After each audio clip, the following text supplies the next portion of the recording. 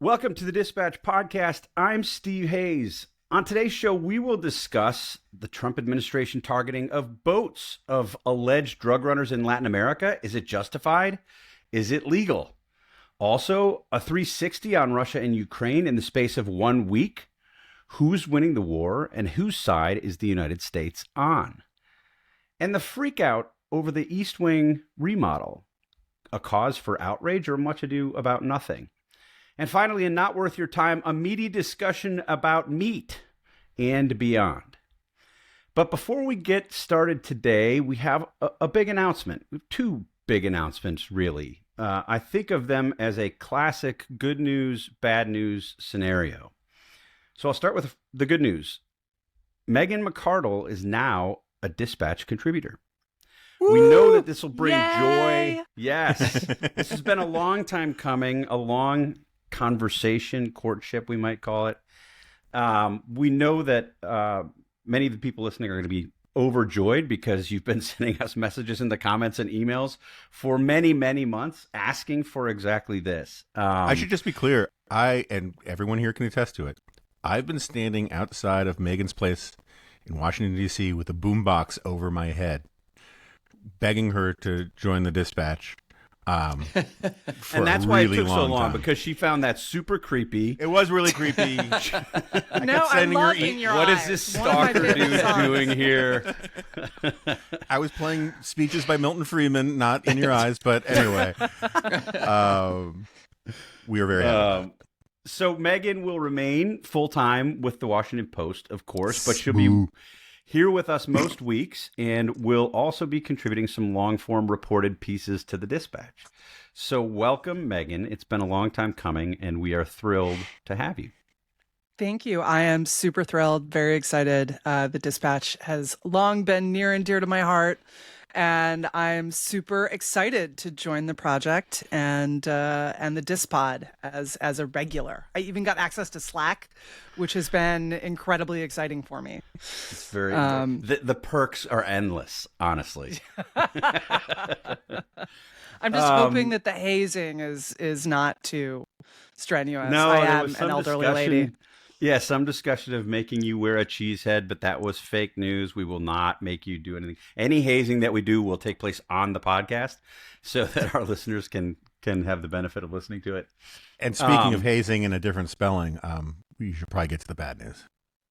The bad news. Yeah. Yeah, the bad news is, well, the most perceptive of our listeners will have noticed probably a while ago that I'm not Sarah Isker. And as we told you several months ago, after the Dispatch's acquisition of SCOTUS blog, Sarah's spending more of her time on legal coverage in the courts and on some podcast called Advisory Opinions. I think David appears there as a guest on occasion, I'm reliably told. So I've been helping out here, doing my best as the guest host of this podcast. And after 6 years of Jonah whining that I'm not doing enough on the editorial side of the Dispatch, I've agreed to step into the host role here permanently, if only just to shut him up about that. I don't think it'll probably work, but we'll try. So I do realize that this news probably comes as a disappointment to many of the listeners. Also, at least one of the guests here today. But Sarah will be joining us from time to time as we twist her arm. And as noted, you have Megan to look forward to on the regular. So I hope that more than makes up for my role here in this seat. Time will tell. Yeah, time will tell. I'm sure you're going to take a lot it of seriously. burden to put on Megan to compensate for your deficiencies, but I think she's up to it. You've been badgering me to do something like this for 6 years, and now that I'm doing it, you're complaining that I'm doing it. I've been badgering you to do something. Sort of perfect. Uh-huh. All right, let's jump into the news this week. A lot of it to get to. David, I want to start with you. You and I have had a couple conversations about this offline, but very interested to get your thoughts. For several weeks now, we have seen the Trump administration authorizing blowing up boats in Latin America. The allegation is that these are drug running boats, despite the fact that they're not very close to the United States, to our shores here. And Donald Trump has justified destroying of these boats and the killing of the people in them by claiming that for every boat that's destroyed, 25,000 lives will be saved here in the United States. That's a dubious claim. It's but insane. But I wonder what you think more broadly of what the administration is doing here, and putting on your lawyer hat, is this legal? Let me put it this way, Steve. I haven't seen anything close to an argument that's remotely persuasive that this is legal. Look, the constitutional structure is pretty clear. Congress declares war, the president is commander in chief. And over time, though, that constitutional structure, especially in the last 40 to 50 years, has been mainly observed in the breach. But so the last major military conflict conducted with congressional approval was the Iraq invasion in 2003, when Bush's big military operations kicked off. Both of them, both Afghanistan and Iraq, were authorized by Congress. Since then, we've seen an awful lot of military action, and some of it has been subsumed under the authorizations for use of force in Iraq and Afghanistan, which are broad. Sometimes that's been stretched to its limits. Sometimes the use of force has been justified under previously. Sometimes the use of force has been justified under things like a UN Security Council resolution in the Korean War, a Gulf of Tonkin resolution in the Vietnam War, NATO actions in the Baltics. The Balkans. There's usually been at least some sort of hook where there has been either a congressional approval, or the action is related to a congressional approval, or treaty obligation, or you name it, but in this circumstance, you can't point to anything like that. Just nothing. There's no congressional authorization. There's no UN Security Council. There's no treaty obligation. This is just the president saying, I get to strike. And even the designating the statute that allows the president through the State Department to designate terrorist organizations does not include an authorization for use of force if you designate a terrorist organization. The reason for this is pretty obvious. Congress didn't want to delegate all of its war declaring authority to the president through a terrorist designation process. And so, and then people will say, okay, but there's inherent Article 2 self-defense power. And this is where geography comes into play, Steve. Even if the argument was, well, wait a minute, okay, the president can certainly authorize an interception, an interdiction in the sense of stopping the boat, seizing the people, seizing whatever's on the boat, including perhaps drugs. The Article 2 power is typically, this sort of raw, latent Article 2 power is typically related to imminent self-defense, is sort of the way to think about that. That, FDR did not have to wait for Congress to defend against the Japanese attack on Pearl Harbor. And if he had seen the Japanese fleet, sailing into launch, it could have done something to preempt that attack. But these are speedboats, in some cases more than 1,000 miles. They can't even, these boats by themselves can't even reach our shore. So there's nothing imminent going on here. So that's a very long way of saying, I can't see a shred of legal justification here. And if you play this out and you say that the president can do this, you start to ask, who can't he kill if he makes these kinds of determinations? Like, where's the line here? Who can't he declare a terrorist and drone or airstrike or you name it? And so this is, I think this is one of those moments that is not getting sufficient attention because of all of the other moments. But it's very important. Megan, let me turn to you with that question that David asked. Who can't he kill? What's the limiting principle here if the president can do this? I don't think there is a limiting principle. And I would just step back and point out that the United States experienced 77,000 fentanyl overdoses in the last year. So if each of these boat explosions is preventing 25,000 deaths, he is taking care of fentanyl for the next year, and he can stop now. But look, this is the administration doing what it is doing on so many fronts, which is testing, kind of daring people to sue them, exploiting loopholes where it is hard to sue because who has standing to sue, or who is going to sue? Is Congress going to sue him to reassert its authority? I don't think so. At least not until Democrats control it. And that is, there is, like, asking what the Trump administration's legal authority is like asking what a toddler's legal authority is. They don't think that way.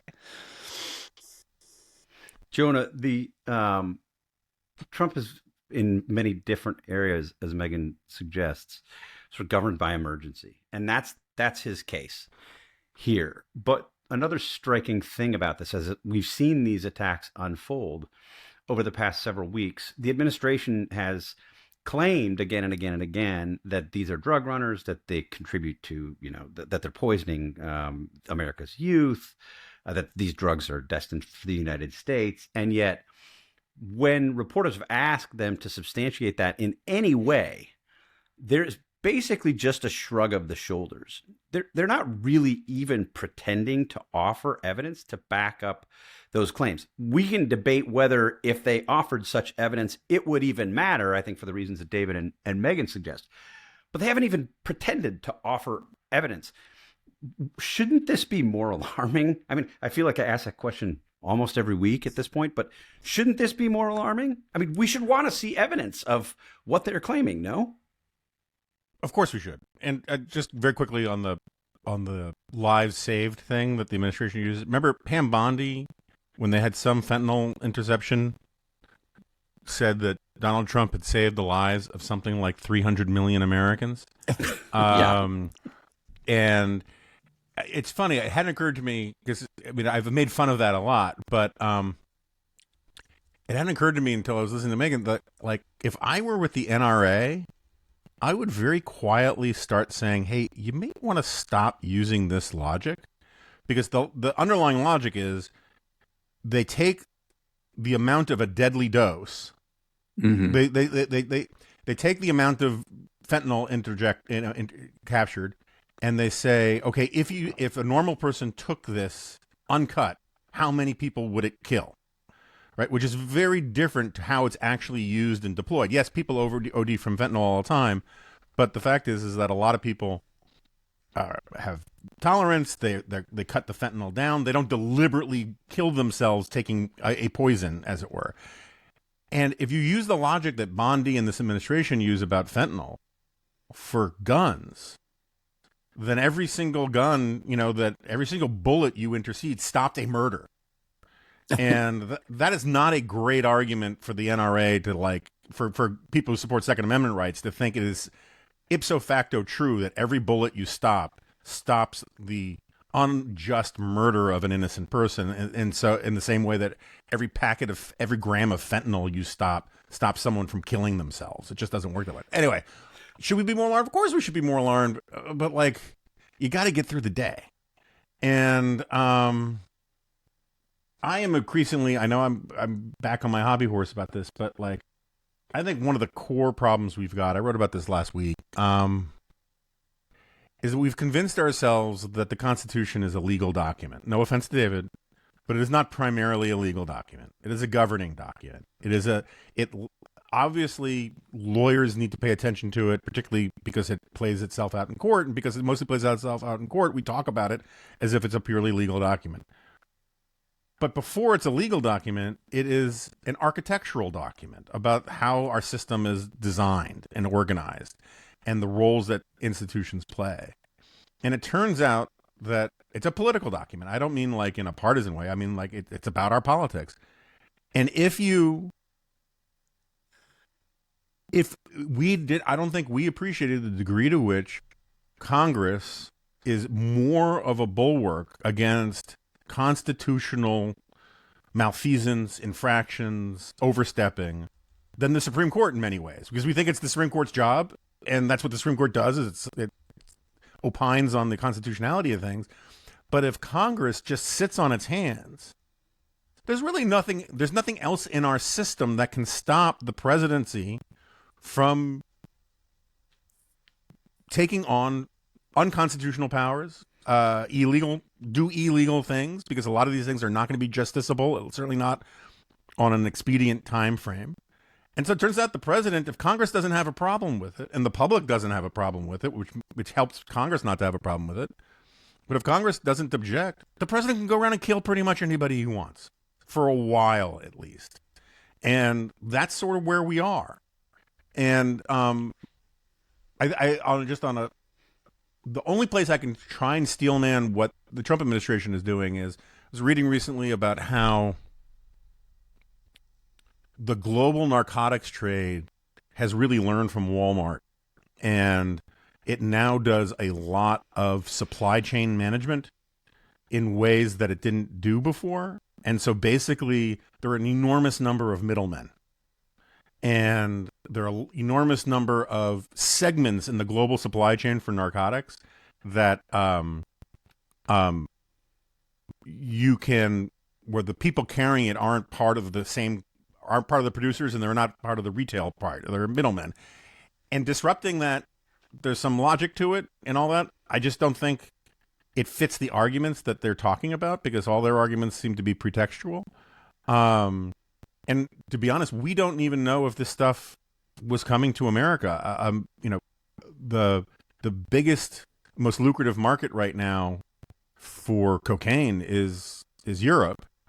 And the prices for drugs in Hong Kong and Australia are 10 times almost what they are in the United States. So like, global supply chains are going to global supply chain, and pretending like this is all from a script from Miami Vice in 1982 just isn't enough. So, Jonah, the Pam Bondi numbers, to be precise, because we don't want to exaggerate here, she originally said 119 million people saved by fentanyl, and then a short time later, one intersection of fentanyl, increased her number to 258 million. So it wasn't the 300 million. You're being unfair to her by exaggerating her actual claim. David, back to you. Where does this go? We've seen reporting from the New York Times and others over the past week about a presidential finding that the administration may use U.S. troops on land in Venezuela, potentially elsewhere in Latin America. Is this about, should we take the president's claims that this is about fentanyl and stopping fentanyl or cocaine? I mean, fentanyl, there isn't a lot of fentanyl that comes from Venezuela. It's primarily cocaine. It's different, just sort of mixing the arguments there. How much should we take his claims at face value that this is really about stopping drugs? And how much is this about the possibility of regime change in Venezuela? Well, I don't think we know yet. I mean, the military buildup that exists in the Caribbean is enough to scare Maduro, but not enough remotely to seal off the U.S. southern coasts. I mean, so what are we doing here? Are you doing sporadic attacks on drug boats that are 1,000, 2,000 miles away from American shores of drugs that we have no idea if they're intended for America to begin with, and really don't have necessarily the best intelligence on who's actually on the boat? I mean, this is I've actually been involved in approving airstrikes. And if you're ever going to sit there and say, oh, we have absolute airtight intelligence. Now, on any given single strike, maybe, but as a practice, it's a lot shakier. David, we saw this past week, or I guess it was a little bit more than a week ago, the resignation of Southcom Commander Admiral Alvin Holsey, who had been in the job. It's typically a 3-year job. He'd been in the job for not quite a year. It was an unusual resignation, unusual timing, and it led to speculation that there was reporting from the New York Times and others that he had raised questions and concerns about the authorization of these strikes. I guess if you have any thoughts on his resignation, I'd love to hear them. But also, is the case that people who are involved in these strikes, either in authorizing them, in carrying them out, could face legal jeopardy if, as you said earlier, there isn't justification for doing what they're doing? It's not legal. Yeah, this is a great question. I'm getting asked this question a lot because some people are saying, okay, well, wait a minute. If this is illegal, are the pilots in legal jeopardy? Do the pilots, for example, let's just presume for a moment that these are airstrikes, not drone strikes, or drone operators, pilots, are they legally liable? Do they have an obligation under the UCMJ to refuse this order? For example, this is something that other people have raised. Because you're not supposed to follow illegal orders. I mean, this is sort of a top line legal principle. So let me talk a little bit about how this works in real life. That individual soldiers, individual pilots, drone operators are not tasked with knowing American constitutional law. So if they receive an order from a commander that at least on its face seems lawful. For example, a commander says, according to a presidential finding, or we are acting under a presidential finding. It is not the obligation of everybody up and down the chain to do their own independent legal review of this. This would be chaotic, right? Right. So, no, you're entitled to rely to at least some degree or almost entirely on the assessment of your commander. Now, as you go further and further up the chain, then some of these assessments start to change. So, for example, if you are actually, say, SOCOM commander, you are actually, say, a 3-star general, then what if you do have objections? Exactly what happened, he did exactly what he should have done, which is resign. Yeah. And then part 2 of that should be, if he believes he was given an illegal order, object, resign, and then publicly state why. I think that should be the 1, 2, 3. Now, the individual which he has pilots, not yet done. He has not yet done that. And we should be clear. I want to be very clear about this. He has not said that he resigned because he thought that these orders were illegal or anything, but there has been reporting that he had these concerns, that he raised the concerns inside the Pentagon, and that either the fact that he was challenging the White House, challenging the president, was unappreciated and he was nudged out or gently asked to leave, or he made a determination on his own, I don't want to be a part of this. We don't know. I suspect we'll get more reporting on that in the coming weeks. But if he were to have left, I think it would make sense for him to explain why at some point. Yeah. No, and that's, again, I'm glad you said that we don't know his reasons. But if the reasons are, as has, some have reported, including the Times, then I think that 1, 2, 3, object, resign, state your reasons is the proper course of action. Now, one caveat to what I said about being able to rely sort of on orders as a default, there are certain lines that are so bright, and this is something that you train soldiers, JAG officers train soldiers. So let's say you capture a prisoner and you're a corporal and your platoon leader says, shoot the prisoner. Well, that would be one where you would have to say no. Or torture this prisoner. That would be one where you would have to say no, but it would have to be so far over this very bright line. Otherwise, the military just can't work. I mean, what do you do? Issue an order and a legal brief at the same time to sort of explain? Now, that's what you do at the upper echelons. Orders are accompanied by authorities, legal authorities, granting arguing for the right to strike.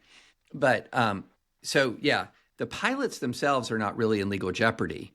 Down the line, down the chain of command, there would be, the higher up you go in the chain of command, the greater there is for need for concern down the line. But I'll tell you one thing I'm worried about, Steve. I'm worried about a use of the pardon power at a scale that will blow our minds at the end of this administration. Just blow our minds, to create a scenario where if you were working with Trump, it was a federal law-free zone, a completely federal law-free zone. And that's one thing that I'm worried about. And I also think that people are counting on it. part of the way in which people are conducting themselves, they're counting on it being, pardoned or some degree of legal immunity. Yeah, these conversations have been taking place inside the Pentagon as long as this has been contemplated. And it's certainly the case that as we've seen more public reporting and more public criticism of what the administration is doing here and suggestions that it might not be legal, the frequency and intensity of these conversations inside the Pentagon, I think has picked up. Megan, I want to end with a question to you. One of the things that, sort of my more libertarian minded friends liked about Donald Trump, even if they didn't, like all the details or didn't like him on character grounds, they liked that he ran in 2016 saying he was going to end these forever wars. He was going to end the Bush era of military adventurism. He accused Barack Obama of getting us involved in things that we shouldn't have been involved in. We were going to return America's focus inward. And this was the end of sort of America adventurism abroad. How does this fit in that? That would certainly seem to contradict the way that he ran in 2016, the way that he ran again in 2024. And what's your sense of whether that view of Trump, oft expressed view of Trump, that he opposes Americans being involved everywhere, has sort of old school neo-isolationist or non-interventionist views, is an articulation of a principle that he holds? Is that a view that in your sense he holds deeply, or is this just sort of ad hoc foreign policy?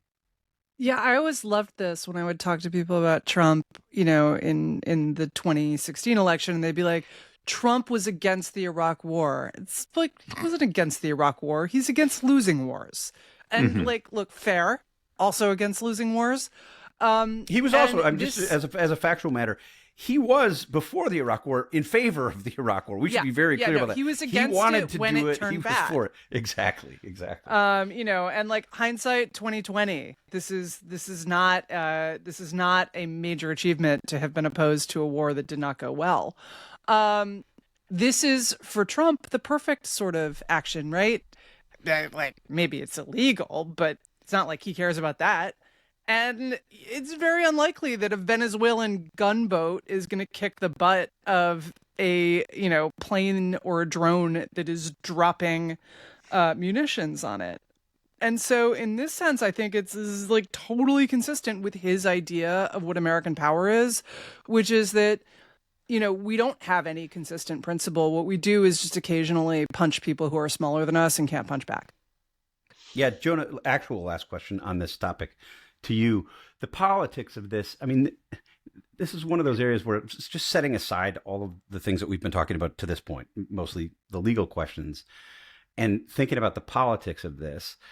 There's this, I think, oversimplified view of what Trump is doing, but not inaccurate, that sort of people like us, maybe some Democrats, constitutional lawyers, are so focused on these process issues. We're obsessed with process. We care about, Article 2. We care about the powers of the presidency, sort of the legality of this stuff.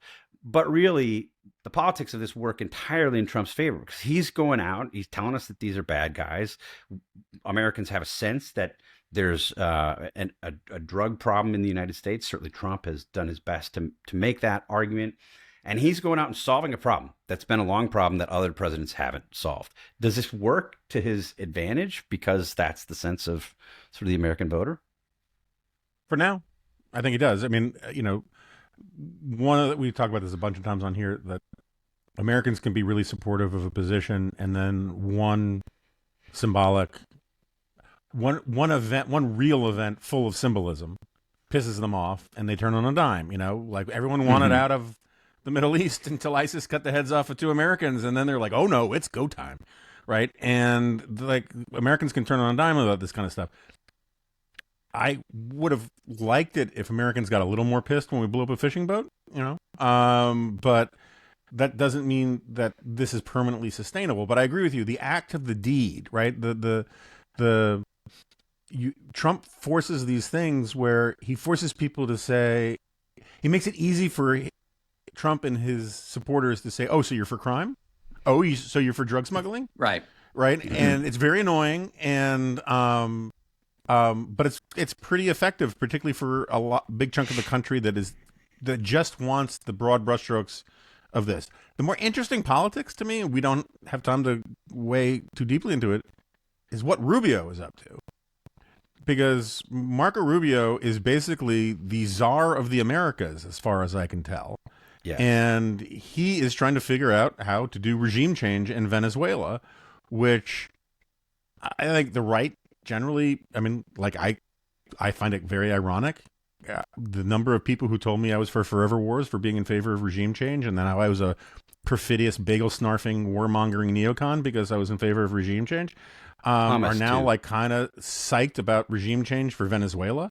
But, you know, whether this plays into Rubio's long-term presidential ambitions, which I think we can all agree, when in doubt, assume he still has them, or whether this has to do with his status in Florida politics, which is a big part of his worldview, right? I mean, like, toppling Maduro for Venezuelans and Cubans in Florida is a no-lose proposition. It's awesome. They love that stuff. And the fact that he has been given so much free reign to do this stuff in South America or Central and South America is just very interesting. And I don't think people have focused on it as much as they should have. No, and I'm glad you brought that up. I will share a little bit of reporting just to shock Jonah even more. I had done some reporting last summer, before summer of 2024, in support of a profile of Marco Rubio when he was one of the 3 finalists potentially to be Donald Trump's running mate, and was talking about sort of how it was that Rubio went from being, a sort of diehard never Trumper who had these, public convulsions of moral squeamishness about supporting Trump and who Trump was and letting Trump take over the Republican Party, to being, an enthusiastic sort of MAGA style Trump supporter. And one of those moments came in 2016, 2017, when Trump and Rubio met. I believe the meeting took place at the Republican National Committee. They had a big discussion about issues of importance to each of them, and Rubio raised sort of Central South America as an area that he was particularly interested in. And Trump, in effect, told Rubio back when Rubio was a senator, hey, I'm going to cede if you want to make that policy for me, great, you can have it. You do that policy making. And Rubio became this huge player as a senator in shaping the Trump administration's first term policy with respect to Latin America. And I think what we're seeing here is more a continuation of Rubio playing that outsized role now as Secretary of State, where you could argue that he should have that role, of what happened in Trump's first term. But it's an important question. And, Rubio has come to embrace Trump's views of American foreign policy. I mean, he's the Secretary of State more broadly, and he's been an outspoken proponent of, say, Trump's approach to Russia, which we're going to talk about next. But this seems to be more in line with the Rubio, the pre-2016 Rubio, and the Rubio that we saw back then. I do want to turn to Russia for our second topic. I will do my best to summarize what we've seen over the past week or 10 days from the administration with respect to Russia's war on Ukraine. There was a much anticipated meeting between Donald Trump and Volodymyr Zelensky, scheduled for this time last week. And Zelensky was going to be coming to the White House wearing a suit or something close to a suit to please Donald Trump after the disastrous meeting in February and all of the hubbub about his attire. And he was going to be asking for Tomahawk missiles, which would allow Ukraine to strike deeper inside of Russia. There was some optimism from Europe that Trump was going to green light this. And Trump, as we have discussed here, had done, at least rhetorically, what looked like a pretty significant turn, suggesting that Ukraine could win the war, that Russia wasn't doing as well on the ground, and seeming to take Ukraine's side and sharing public frustrations with Vladimir Putin. So that all ended the day that Zelensky was scheduled to come to the White House, because Putin initiated a call with Trump in which he made his case again. And as a result, Trump sort of turned toward the Putin side of the argument, apparently had a very contentious meeting with Zelensky at the White House, and emerged from that denying Zelensky's request for tomahawks and suggesting that Russia was going to win the war and Zelensky didn't have many cards. Then again, over just the last 24 or 48 hours, we've seen Treasury Secretary Scott Bessent announce additional sanctions on Russian oil, and Donald Trump sort of returning, I guess, tiptoeing back to something that could be read as critical comments on Vladimir Putin. David, I'll start with you. Can you make sense of what we've seen over the past 10 days? Where are we now? Yeah, right before the Trump administration started, or right as it was starting, I talked to somebody who's been, one of the closest analysts and observers of the Russia-Ukraine conflict from the beginning. When I say from the beginning, I'm not talking 2022. I'm talking well before that, 2014 and before.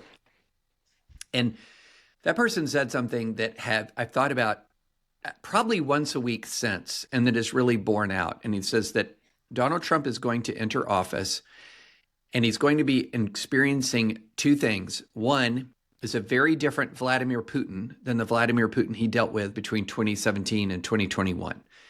Vladimir Putin, who at the time of the conversation had hundreds of thousands of casualties, lost thousands of tanks, armored personnel carriers, etc.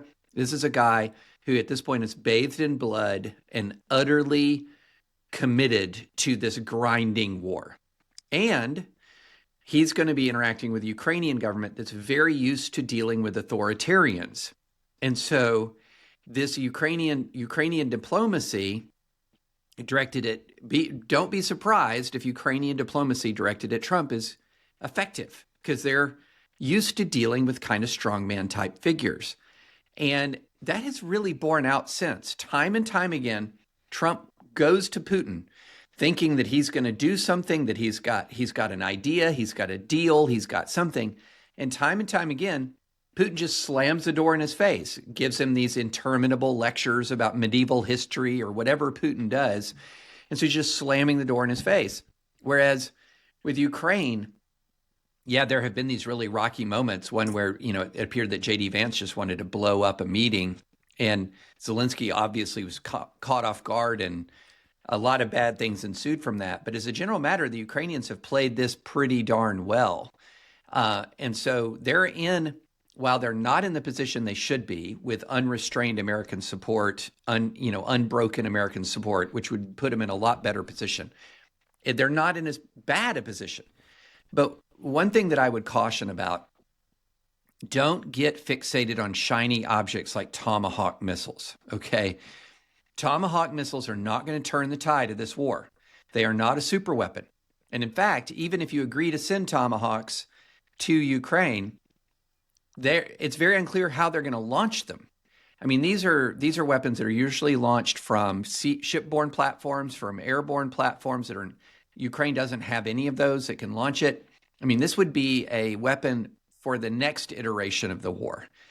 Just like Zelensky just signed a deal to buy more than 100 Saab Gripen fighters from Sweden. Wonderful move, amazing move. If he can get 150 Gripens, that would deter the next war. But it's not going to do much for this war right now. And so at this point, we welcome the Trump pivot away from Putin. The problem is he's been just so erratic. But every time he tries to turn back to Putin, Putin slams the door in his face again. So how many more times is Trump going to allow Putin to do this before he really settles in and realizes the only way to end this war, the only way to secure the ceasefire that everyone on our side wants here, is to make it to where Putin is hitting his head against a brick wall every time he tries an offensive in Ukraine. And that's going to be the only thing. That's going to be the only thing that gets through to Putin. Yeah, Megan, if you, I think David's point is well taken on the question of tomahawks and how much they could actually change the calculus or change the dynamics in the actual fighting of the war. I think European leaders were looking to this meeting and that request specifically almost as more of a sign of whether Trump's turn towards a sort of more Ukraine-friendly policy position was real or wasn't. And now it seems that they don't know what to believe. The head of NATO sort of scrambled to come to the United States to meet with Trump to kind of try to pull him away from this, once again, turn towards Vladimir Putin. Europe has announced additional sanctions sort of on top of the U.S. sanctions on Russian oil. Do you have a sense of where this stands, or is this, maybe are we just over analyzing this? And the reality is whoever Donald Trump talks to last is the one who is able to change his mind on this. Yeah, look, Trump has the attention span of a meth-addled gnat. And that has been true for the entirety of his presidency. Right? One of my favorite things, although not really one of my favorite things in the sense that I think this was good, but it was certainly mordantly amusing, was that in the first Trump administration, his staffers, rather than going to the president and saying, Mr. President, we have an idea, that didn't work. So instead, what they would do is they would go to Fox News and try to get their idea onto Fox and Friends.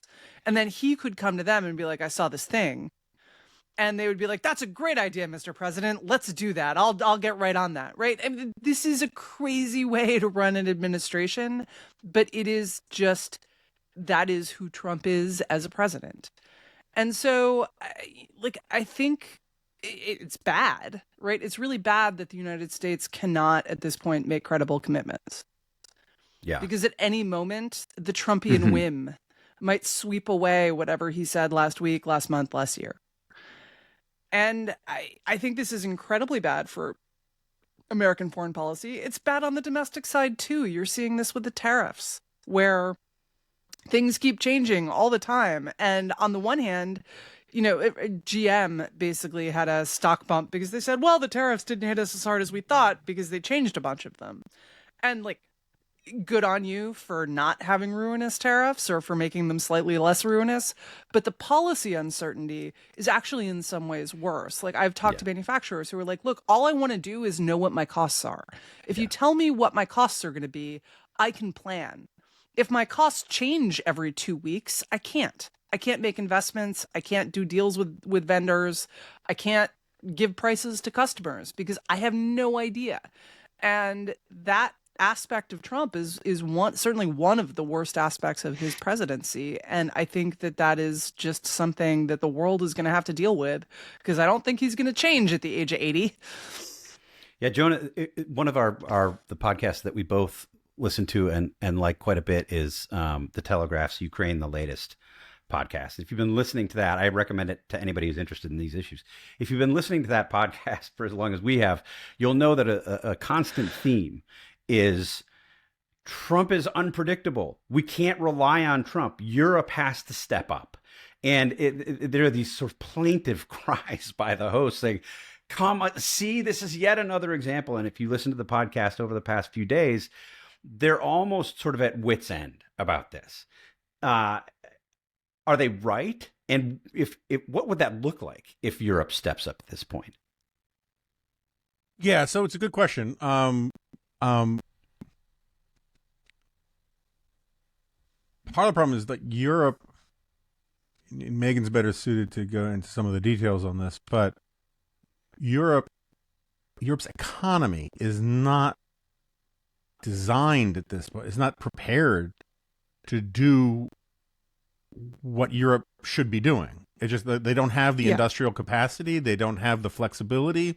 They don't have just the basic labor laws that would allow it to do what taking all of this seriously would mean. And this has been a problem for Europe forever, where they are they're the perfect sort of illustration of if all you have is a hammer, everything looks like a nail. If you really don't have the ability to seriously project military force, then of course everything's a diplomatic problem, because diplomacy is the only tool you've got. And there are an enormous number of European leaders who are really struggling to come to grips with what the full consequences of a more go-it-alone strategy is. And then you have the diplomats saying, oh, you can wait out Trump. Oh, we figured out how to sweet-talk him. Just flatter him a bunch. We can get him back on side, yada, yada, yada. And that's worked from time to time. The problem is Putin figured that out first, so he can always talk him back onto his side. And I'm really glad. Like, I remember a month ago when we did Trump's U-turn on Ukraine, and I was like, well, until they start sending weapons and stuff, we shouldn't count on any of it. And I was right. I do think that I disagree slightly with David about the Tomahawks. I agree they're not the silver bullet that would end anything. The Russians are clearly very concerned about giving Ukraine Tomahawks. So just merely giving Ukraine Tomahawks would send, first of all, a powerful diplomatic and psychological message, even if they couldn't get them online soon. And second, Putin's whole strategy, I know you read the thing in The Economist, about how they basically only took, for this massive summer offensive that may have cost 250,000 lives, and they gained like 0.4% more territory. Like, if your strategy is to wait out Ukraine and do this long game war of attrition, and you know that by second quarter 2026, the Ukrainians are going to be able to stand up some Tomahawk launchers somewhere, like that, it might cause you to step up your effort, but it also might cause you to start looking for the exit ramp. And so I do think diplomatically and psychologically, they're more of a game changer, in much the same way that, like, a lot of critics, probably even us, probably even you, were saying how if we gave them jets, remember when Biden was we're not going to give them jets, we're not going to give them jets at the beginning of this thing? The technical criticisms about, well, there's only so much you can do with jets or jets alone were all absolutely correct.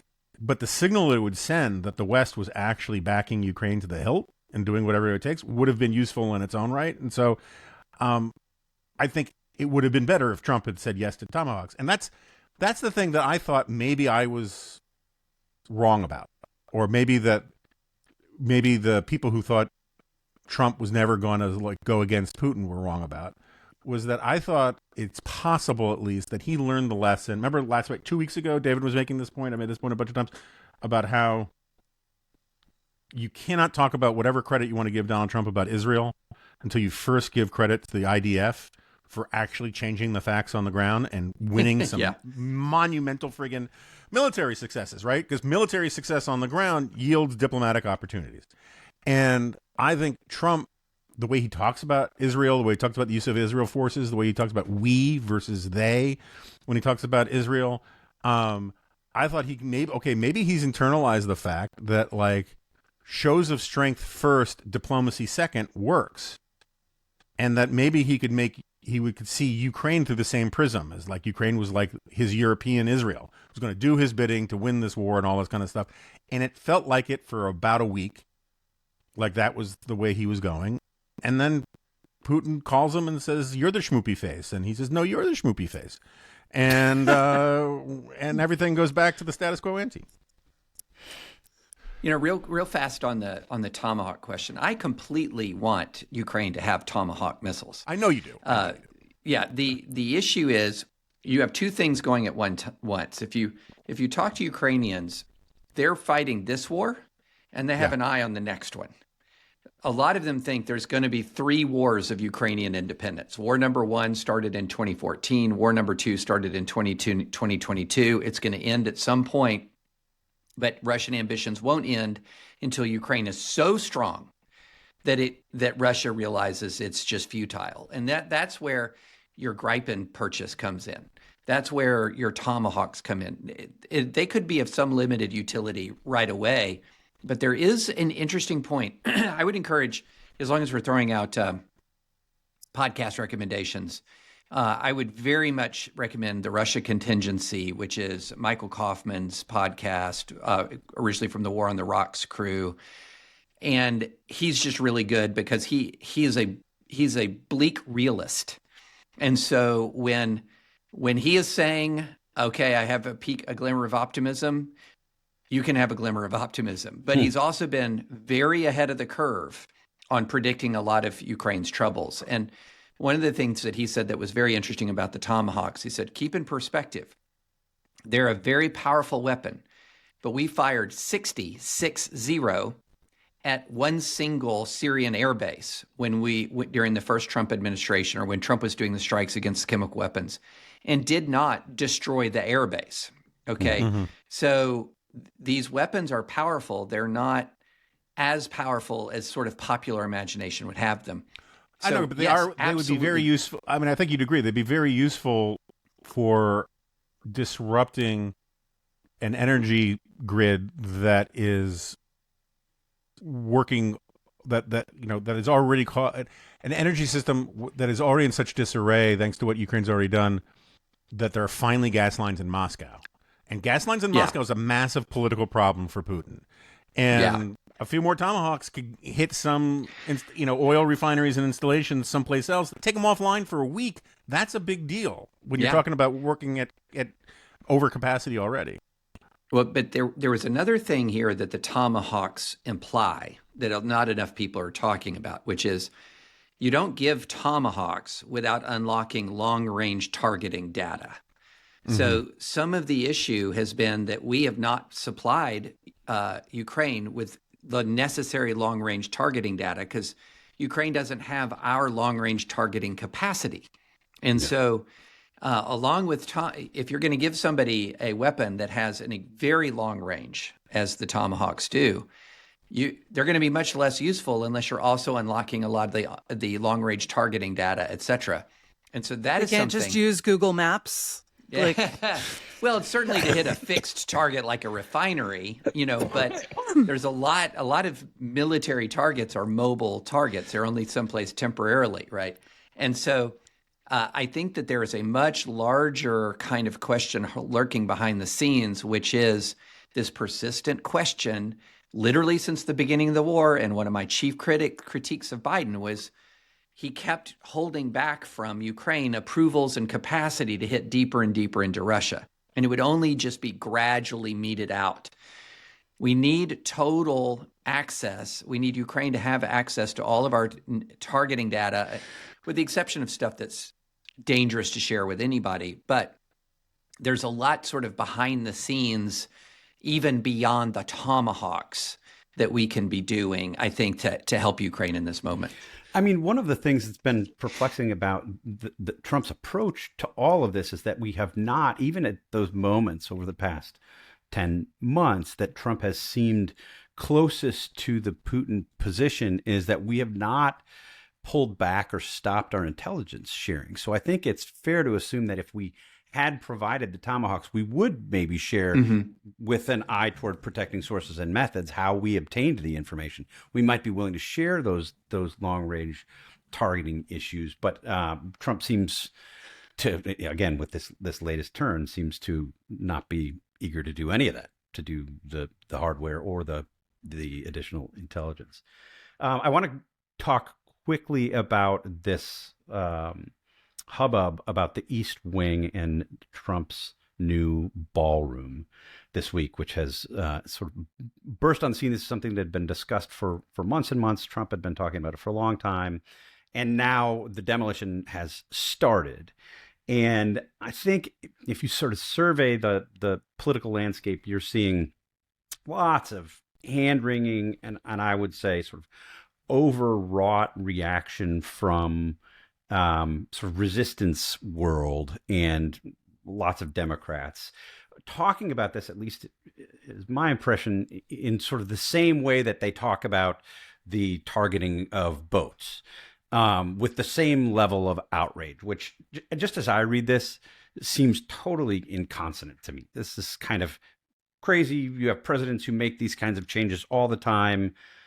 Why is this the big deal? I think the one thing that people have said where I'm a little more sympathetic is Trump had previously said he wasn't going to do this. He wasn't going to demolish the whole thing. He had said, yeah, we're going to make some changes. I'm going to do this ballroom. I'm going to pay for it. It's going to be next to the existing East Wing, but we're not really making fundamental changes. And it turns out like they're tearing it all down and making fundamental changes. So the outrage, to the extent that there is one, is that Trump sort of lied about it, misled, and now he's doing all of these changes. But Megan, you've followed this. Should I be more outraged in this case than I am? No, I think this is a classic Trumpian distraction where he does something that causes everyone to lose their minds. And then that has two effects. First of all, it means you're paying less attention to something else. Attention is is like a limited quantity. And the other thing is that it makes you look like a hysteric, like you are just reflexively opposed to every single thing Trump does. So start with the fact that like it is really less than ideal that America, the greatest superpower in the world, has to hold state dinners in tents on the South Lawn because we do not have a ballroom that has the capacity to hold it like more than a couple hundred people. And also the fact that he's not demolishing the White House, which is, I think, what a lot of people who don't know anything about the White House would kind of take from casual inspection of the coverage. He is demolishing the East Wing, which was built in 1942 to cover a presidential bunker. This is not some priceless historical artifact that we can never recover. And most people aren't going to see it. Right. It is like it's part of the grounds, but it is not what most people think of when they think of the White House. There are all sorts of minor criticisms that you can raise. The private fundraising, what was the quid pro quo there? The fact that, yes, indeed, he said he was not going to demolish it, and then he did. But a lot of the criticisms that are being raised are just silly. Like, look at these terrible photos. Like, have you seen a renovation project? They don't look good when they're in the middle. That's just kind of the nature of the beast. And I think that there's this feels to me like a very first Trump administration story in the sense that like the resistance just kept hoping this one was going to be the big one. This one was going to be the one that took him down, and also the sense that you had to flood the zone by reacting to every single thing he does. And I think that's the opposite of true. You need to conserve your fire for things that matter. And fundamentally, look, maybe this thing's going to be ugly. It would not surprise me. Maybe it's going to be oversized, and it's going to like look out of scale with the White House. But fundamentally, it doesn't matter that much compared to all of the other stuff he's doing. And when you freak out about this, you send the message that, like, I am someone who freaks out when Trump sits down to breakfast. Because how dare he, Rice Krispies? Oatmeal would be a much healthier choice, right? And, like... Do you think Trump has Rice Krispies? I am betting sausage McMuffin with egg, not Rice Krispies. Maybe.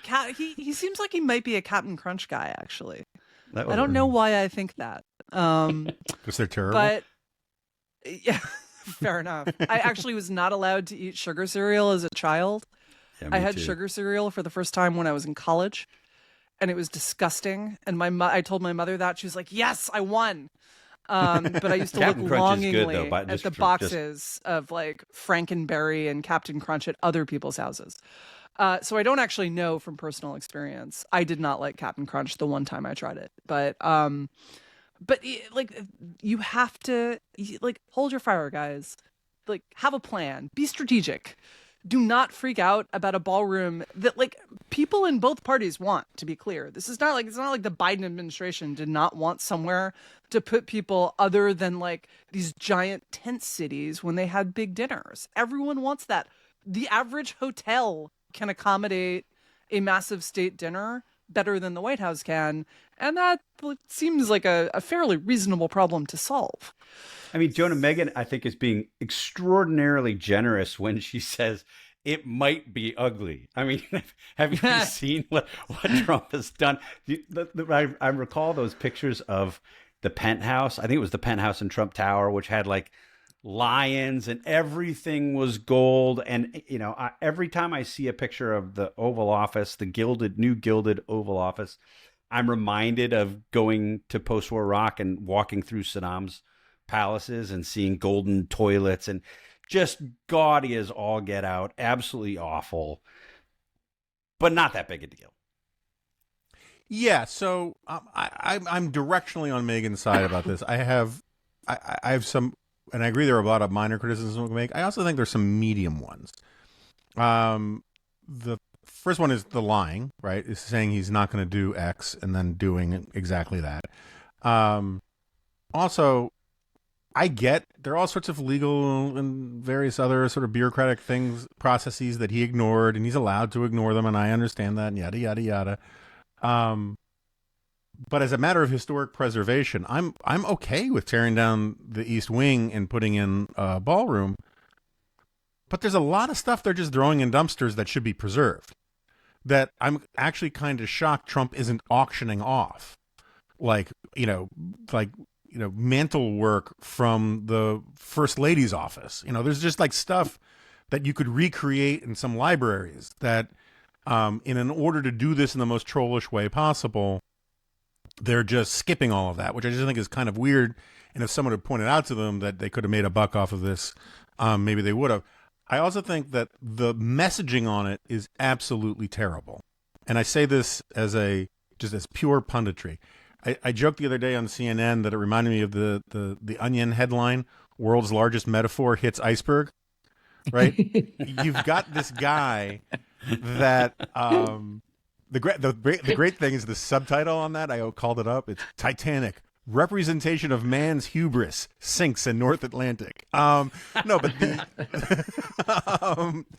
the thing is, like, I agree with Megan that this is one of these things where Trump is trolling people, but there's trolling that is like okay, so he posted a thing on social media of him in a fighter jet, you know, taking a dump on Americans protesting. Gross, whatever, but it basically stays in the world where people are like super online and all this kind of stuff. There are a lot of normie Americans who don't understand that it's not part of the White House, don't understand it's only from 1942, don't understand that Truman basically gutted the actual White House in its entirety in like 1948. And all they see is the clips of Trump promising he's not going to do this and then doing it. And I think it is the perfect symbolism of the bull in the china shop thing that Trump goes for. And as a purely political matter, does it attract more people than it repels? Like, who's the person on the margins who didn't know a lot about this and is like, oh yeah, tearing down the East Wing. Now I'm on the Trump train, right? And so I just think they could have messaged this better. He actually has credibility with the American people about how he's a good construction guy. And instead, it's just like government shutdown, Trump takes advantage, destroys part of the White House. That is the takeaway for a lot of people. And I don't think that's good politically for him. And I actually don't think it's necessarily good for the country either. But on the broad brushstroke stuff, he's free to do it. It's fine. There'll be a lot of gold lame, uncomfortable chairs. We'll have Kevin Williamson do a review. Oh, I can't wait for that one. Yeah. Please do that. David, is this a big deal or not a big deal? I'm just going to be the process guy here for a second. I have zero objection to the idea of building a ballroom on White House grounds. Zero, for all the reasons that Megan outlined. I have a lot of objections to a president just demolishing part of the White House unilaterally. That this is not actually their house. You know, if I have an apartment that I lease, I cannot go knocking down walls, right, without getting the actual owner's approval. So I have zero objection to this. What I would like to see is, and I'm going to sound like this is the most broken record thing ever, have it done through Congress. Appropriate the funds, have it done through Congress as a lasting change. There is a result of a deliberative process. it strikes me as untenable that you can have a president just walk in and on their own initiative, as long as they have enough billionaire friends, which every president is going to be loaded up with billionaire friends, just that's part of the perks of the job. You get all the billionaire pals, that they just get to wreck the place, right? So I'm a process person. I have no objection to this. Just can we actually do it in a deliberative manner, in a way that reflects a process that would allow a next president to move in there thinking that they're moving into actually the people's house as opposed to Donald Trump's house. That's my objection. My objection is not to demolishing the East Wing. It's not to adding a ballroom. It is to Donald Trump doing this just completely on his own by himself, initiating semi-permanent change to the people's house without the people's input. So not to get process guy to upend a jerry can of gasoline over himself and set himself ablaze, but there is a weird political serendipity here insofar as this story is kind of breaking through. The images are breaking through. Yeah. At the precise moment, there's this other story about Trump basically being the final say on whether the federal government is going to write him a check for $230 million, which turns out to be the same price tag as this ballroom thing. And I understand, completely different tracks, different things. Both. The payment thing is much more of an outrage than the ballroom thing. Oh, but miles. But like, there are going to be people, like, they're not messaging this well. The association, they're just going to hear the numbers, and it's not ideal. Well, and Jonah, just to give people a little background on that, I mean, we contemplated including that. I thought this was a rather Trump-focused set of topics today, so I didn't want to add that one, but I think we easily could have discussed that. He's claiming that he's owed $230 million because he was wrongfully prosecuted, and that the Justice Department owes him sort of back pay, or is that the proper understanding? It's not the right language, David, but that's basically what he's saying. Yeah, essentially what he's trying to do is something like the Stroke and Page lawsuit against the Justice Department, where they sued the Justice Department after, the release of texts and everything like that. And then the Biden administration entered into a pretty favorable settlement with them. So there was that sort of sue and settle element there into the Stroke and Page. Well, this is Trump taking that not to the next level, but like 15 levels beyond that. Sort of saying, I have a claim against the government, and then I'm going to settle my own claim against the government, is essentially what he's doing. Which, again, if he does this, going back to Venezuela, what's to stop presidents in the future from making their claims against the government for personal enrichment? I mean, this is utterly, utterly absurd. But what's even more absurd, Steve, is that Jonah brought up an Onion headline without bringing up the greatest Onion headline of all time, which everyone knows is Seagull with diarrhea barely makes it to crowded beach in time.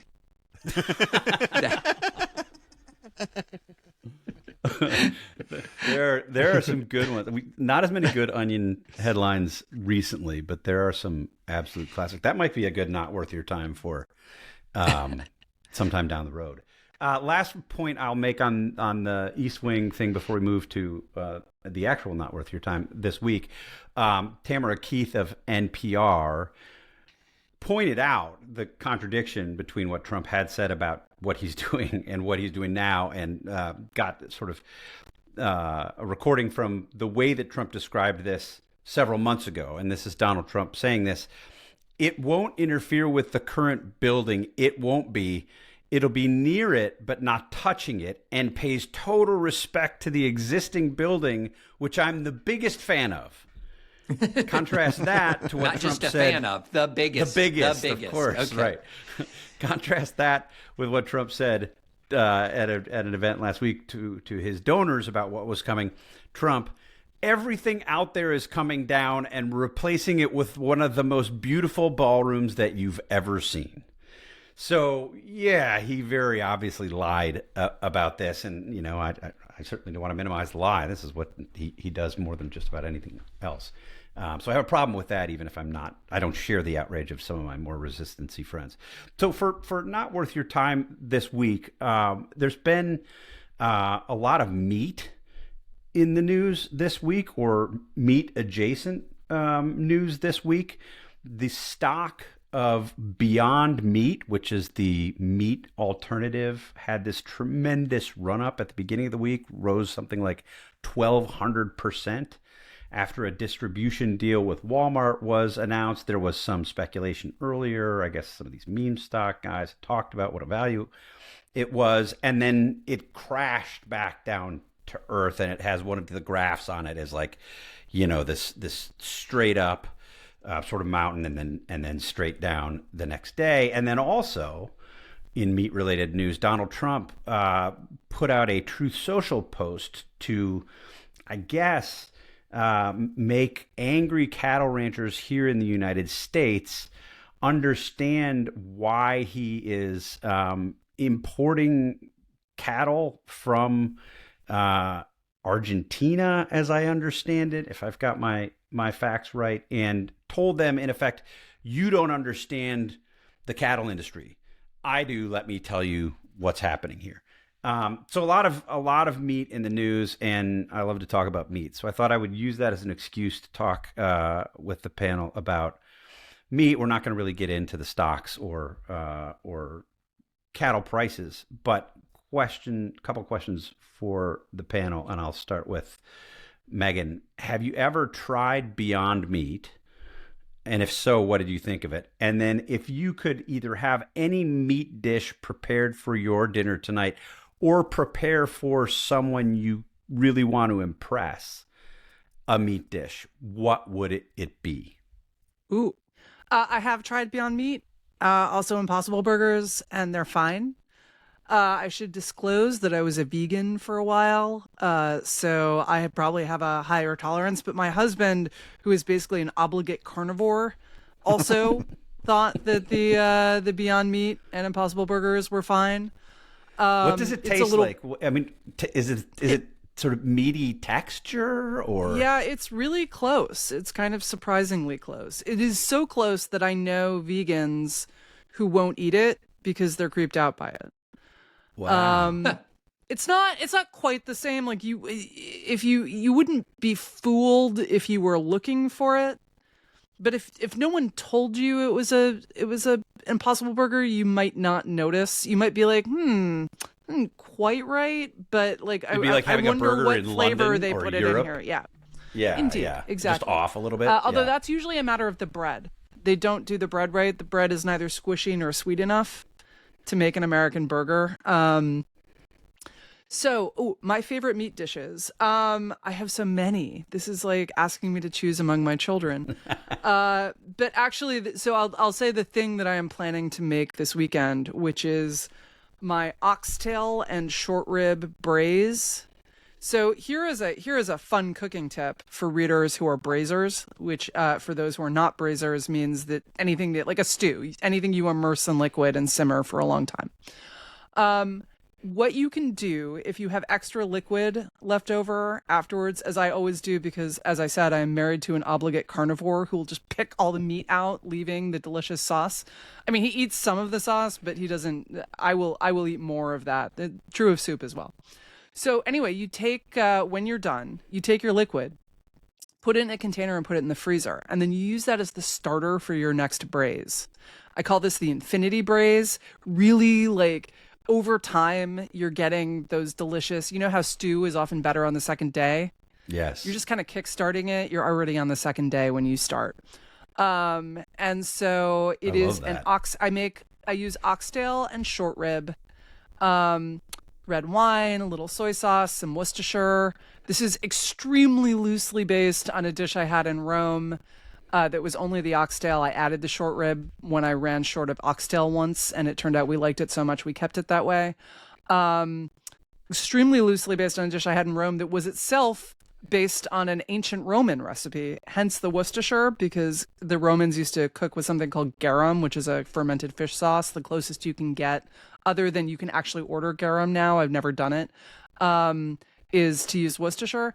And then, I use a little chicken stock, onion, celery, all of those good things.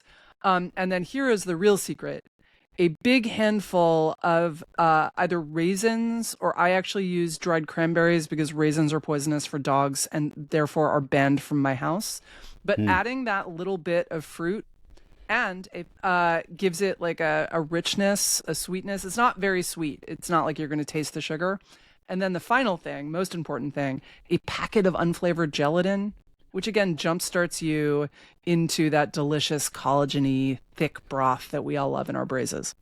I didn't even know there was such a thing as unflavored gelatin. Oh yeah, Knox unflavored gelatin. You can order it on Amazon or get it in the supermarket. Super useful for a bunch of things, stabilizing your whipped cream, as I know all of you think a lot about.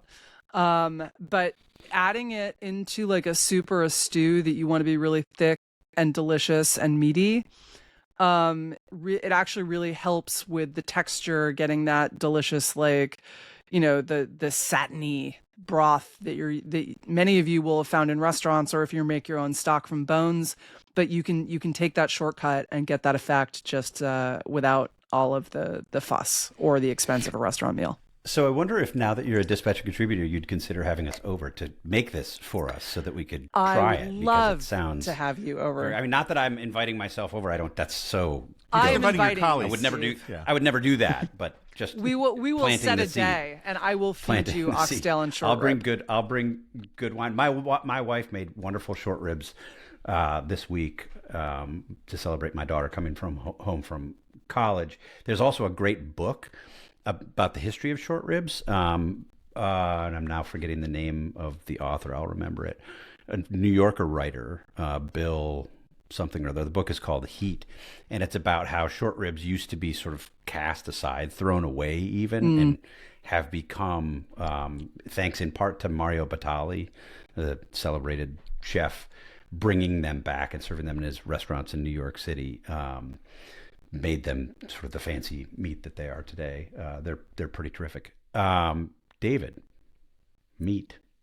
So I'm going to just embarrass myself by confirming everything that Megan just said about the Impossible Burger. I was at an event, and this was years ago, and someone said, "We're going to grill Impossible Burgers." And the crowd kind of murmured. I had no idea what that meant. Like, I'd never heard of an Impossible Burger. I had no idea what it was. I just thought it's a burger.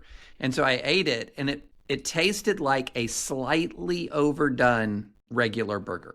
That's the way I would describe it. So I felt like it had been a little bit overcooked, just a little bit was sort of my feeling. But what was it? The guy Roy Rogers, who said, "I never met a man I didn't like." Well, my Roy Rogers corollary, the culinary corollary to Roy Rogers for me is I never met a burger I didn't like. So even a slightly overdone burger, I was like, great, I love this. And I went back for seconds, and they said, "Is this the first vegetarian burger you've had?" And I said, "Wait, what?" You didn't know when you had it?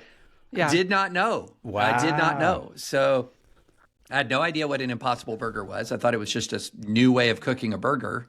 And so I thought it was, fine.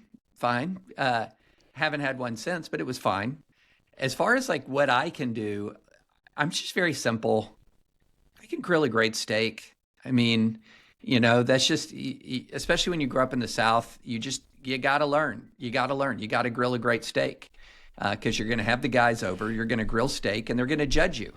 And so that's just what has to happen, which then raises a whole other question, which could be a whole other not worth your time.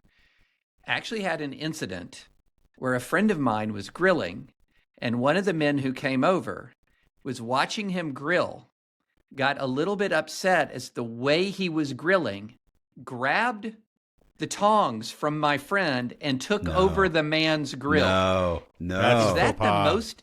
Is that Is that the legal? most? Yeah. In Tennessee? Isn't that the most Fisticuffs. emasculating thing that could ever happen? Fisticuffs. That's like when my wife once told me my coffee was too weak, and I was like, "Oh my god!" I sulked for days. But that's terrible.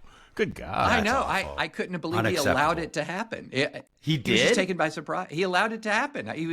In his defense, how that would be one of the most shocking social faux pas I could possibly imagine. Absolutely. In the moment, how do you respond to it? It's a fight or flight or freeze moment, and I think he froze. Physical violence, probably.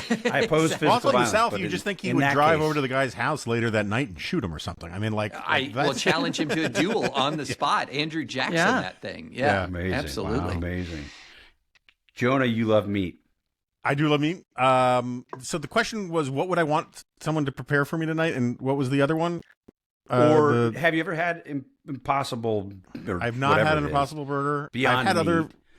I don't think I've had Beyond Meat. I've had various vegetarian things. Years ago, Rich Lowry made me write a piece for National Review where I went vegan, and I vaguely remember this now. Few things in my life have more instantaneously and biochemically filled me with rage.